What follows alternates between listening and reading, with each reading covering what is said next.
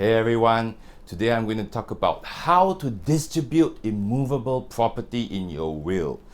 The principles that I'm going to talk about today applies to any type of immovable property, including HDB, private property, whether it's condo or landed property. Now, there are two ways to dispose of immovable property in your will. You can either give the property away, or you can direct your executor to sell the property and distribute the net proceeds to the beneficiary. Now, I'm going to start by discussing single ownership property. That means property that is owned in only one person's name, in your name, if you are the one, the testator who's making the will. If you are going to give away immovable property, you should specify whether it is to be given away as tenants in common or joint tenants. You can watch the video, the link below, on the difference between joint tenants and tenants in common. Secondly, before you give away a property, you must think, okay, would the two beneficiaries want to live with each other? If you are a man and you have a wife and a son, okay, it may be okay to give away the property to your wife and daughter as tenants in common in equal shares.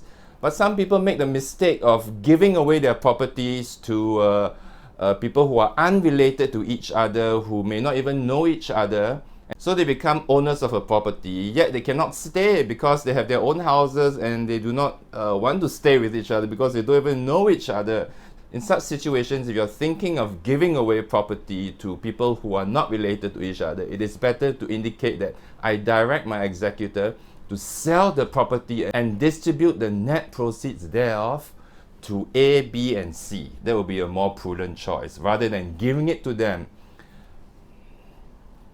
I have came across a case of a testator who gave away 2 landed properties to 12 beneficiaries in his will. So there were 2 landed properties, and each property was owned by 12 different people after the testator's death. Okay. And there were a lot of issues. Some of the beneficiaries couldn't sign the sale documents because they were overseas. Some of them didn't want the executor to sell because the price was too low. Some of the beneficiaries wanted to rent out the property to collect money. So it was very hard to get agreement when so many people own one piece of property. So the property remained unsold after 12 years.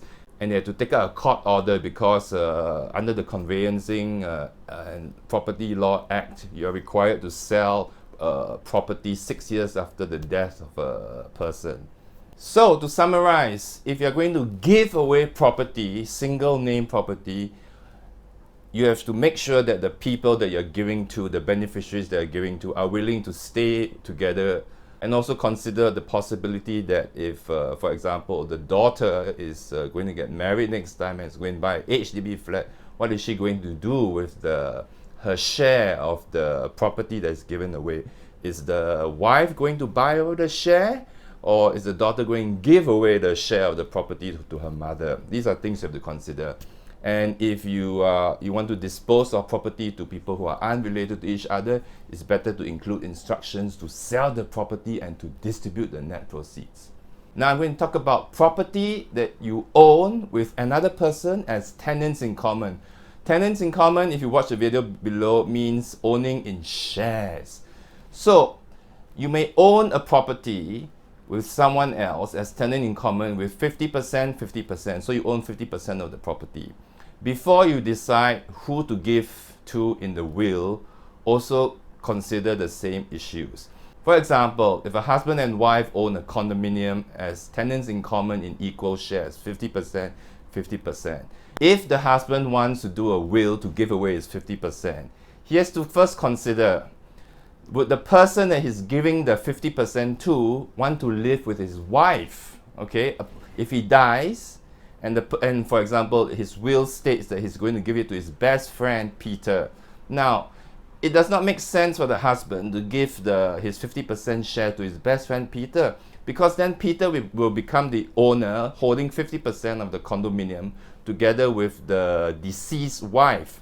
And so then there will be problems. The friend Peter would want to sell his share 50% to the wife, and the wife would also want to buy over the share of the 50%. Then you have to consider whether the wife has enough money to buy over the 50% shares that the testator gave to Peter. So that's one consideration. If the man decides to give away his 50% of his interest as tenant in common in the condominium to, for example, 4 of his children, so each of his children will get 12.5% of the condominium. The testator, the person making the will, should also consider, now after he dies, his wife will still hold 50% of the condominium, and each of his 4 children will hold 12.5% of the condominium. He has to consider when the children get married and they want to move out of the house to buy a HDB flat, depending on what the HDB regulations are, because you cannot buy a HDB flat if you own a private property. So these are matters that you have to consider. So the wife may have to buy out the share, the 12.5% share of the children, or the child who wants to get rid of his 12.5% may have to sell it to his other brothers and sisters. These are matters you should consider before giving away your 50% interest as tenant in common to children. What about properties held as joint tenants? As you are aware from my earlier videos, you cannot give away joint property, because joint property is held as one unit, not by shares. So even if you say, I give away my share in the property to my best friend Peter, and you own the property as joint tenants with your wife, it's a void gift. Peter will not get it. Upon your death, your wife will get the property by virtue of the doctrine of survivorship. So what can you do? Well, you can do mirror wills with your wife. So as I explained in my other video, the husband can do a will stating that if his wife dies first and he becomes the sole owner of the property, known as whatever, by virtue of the doctrine of survivorship, then he directs his executor to sell the said property and distribute the net proceeds of sale to A, B, C, D, E in certain percentages. Then the wife does a similar mirror will with the same clause saying, if my husband dies first and I become the sole owner of the property known as whatever, then I direct my executor and trustee to sell the said property and distribute the net proceeds of sale to A, B, C, D, E. That's how you deal with joint property.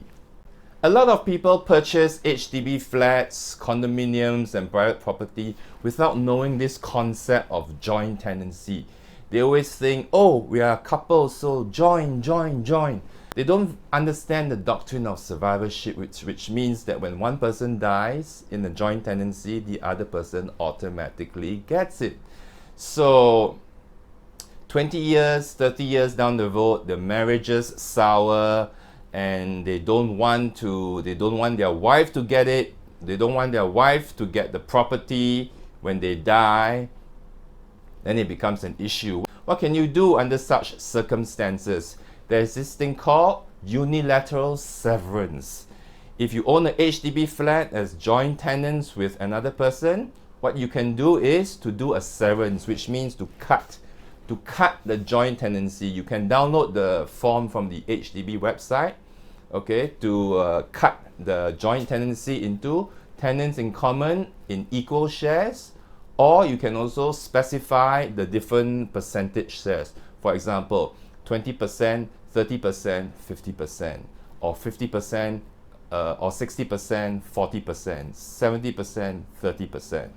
For private property, you can also do a unilateral severance, but unilateral severance means you cut the joint property without getting the consent of the other joint tenant. But if you do a unilateral severance, it has to be 50% and 50%. You can go to conveyancing or real estate law firm to do this unilateral severance. If you want to do for private properties, if you want to sever the joint tenancy, to cut the joint tenancy into proportions other than 50-50, for example, 70-30 or 30-30-40, then you need to get the consent of the other joint tenants to all sign the severance agreement or deed of severance or whatever you call it. The cost for a severance of joint property is around $200 or $300. You can call around conveyancing. You can make inquiries among conveyancing law firms to find out the cost for severance of joint tenancy. As an aside, I should also discuss Section 35(6) of the Conveyancing Law and Property Act.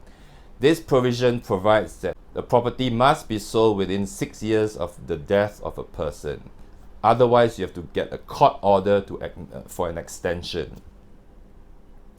So, some of you who are considering making a will may also wish to insert a renting out clause.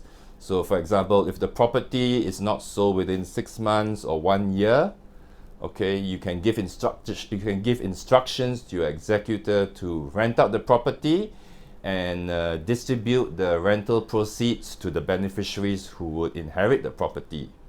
So thanks for watching this video on distributing immovable property in your will.